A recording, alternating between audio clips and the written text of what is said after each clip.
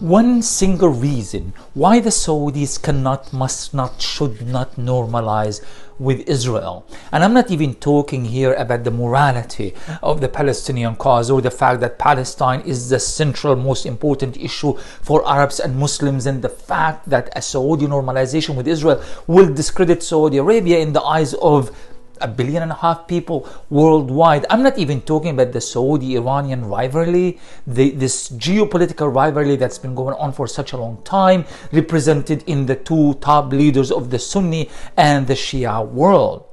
And I'm not even talking about whatever financial benefits the Saudis were going to reap from this kind of normalization, simply because Saudi Arabia is one of the wealthiest countries in the world, is a member of the G20, and it has a GDP of over $1 trillion annually, and it's growing at a very high rate. I'm not talking about any of this. The reason that the Saudis cannot normalize with Israel is that neither Washington nor Tel Aviv can be trusted.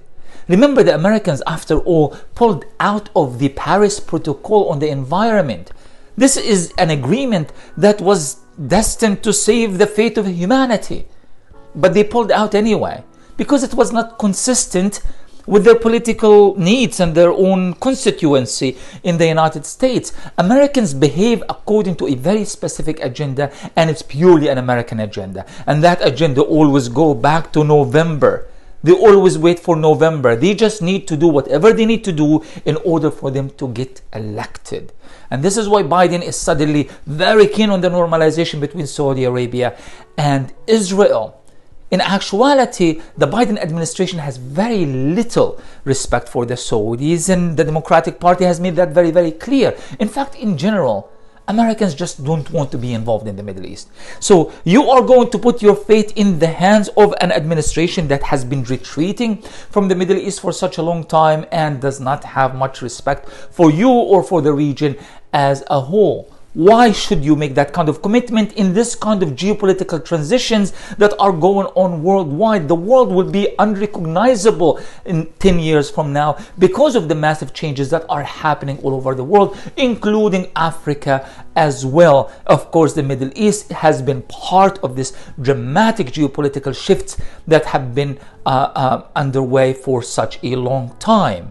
Why put all of your eggs in the American basket and walk away from China, walk away from all the changes that are happening in Asia, and just wait for the Americans to be the ones who are going to deliver you in this new era? It's a huge geopolitical mistake, and of course the Saudis know this very well. This is why all of these delays. The Americans want something fast so that Biden can go back to his constituency and say, listen, if Trump had the deal of the century, I will raise you a normalization between Saudi Arabia, the leader of the Sunni Muslim world, with Israel. I am the one who delivered Israel. I am the one who should be trusted in the matters of foreign policy. The Saudis cannot give him that, because if they give him that, the Americans are going to turn around after November and they will not respect any of the deals that they have signed with the Saudis. Again, if they did not respect our collective concern for the environment, why would they